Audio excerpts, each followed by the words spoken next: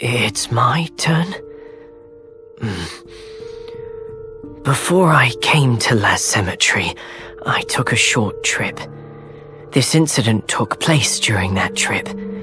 It was a spring night.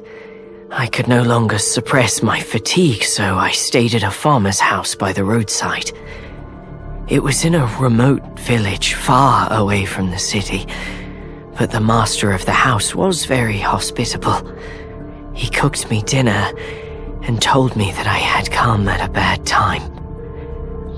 As you know, few people are willing to let someone like me lodge with them, and compared to my perpetual misfortune, this situation is hardly worth mentioning.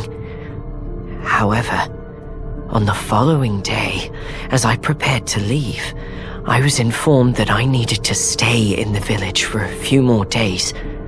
The man told me that the village was founded and managed by a group of well-respected elders. As the situation had become more serious on the day I arrived, the elders decided not to let anyone leave. And so I went on living in this village, listening to the constant cries and wails from outside the house. However, a few days later, I heard the sound of nails being hammered into boards nearby in the middle of the night.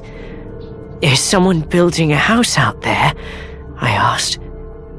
The master of the house did not answer me, but instead made desperate prayers. Candles burned in the room. Their yellow light leapt and danced across the darkness. I could vaguely hear him asking God for forgiveness. The sound of hammering lasted 2 days. On the third day, everything went quiet. I peeped through the window and found that a small wooden house had been built in the open space near us. Strangely enough, the hut was quiet at first, then became rowdy every few days, and then blared with howling and desperate cursing a few days later. After a while, the hut became quiet again. This cycle continued. At night, the awful sound resembled a dark incantation, cursing life itself. I don't know why, but I always felt as though venomous eyes glared forth from within that hut. "Your head is playing tricks on you. Just close the curtains."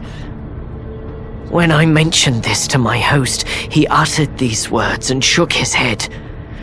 But I knew that he had been praying for longer and longer each day. That was until one night. A strong, burning smell filled my nostrils.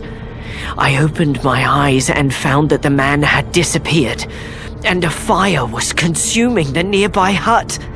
It had almost reached the house I was staying at.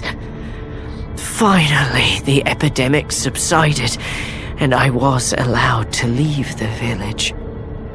Before I left, I was invited to attend a sermon at the village church. I saw the walls of my former lodging blackened by the fire, and the poor little hut nearby. All that remained of it was a charred frame. This was the wrath of God. That day, the village elders stood in the middle of the church. The elders looked coldly at me. God's forgiveness comes only when the sinners are punished. All our misfortunes, or their misfortunes, are due to His providence. I didn't know what that meant until I went back to my host's house.